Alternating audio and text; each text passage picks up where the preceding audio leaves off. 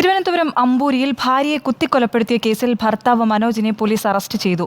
ഇരുവരും പിണങ്ങിക്കഴിയുകയായിരുന്നു. വീണ്ടും ഒരുമിക്കാമെന്നുള്ള മനോജിന്റെ ആവശ്യം നിരസിച്ചതാണ് കൊലപാതകത്തിന് കാരണമെന്നാണ് പ്രാഥമിക വിവരം.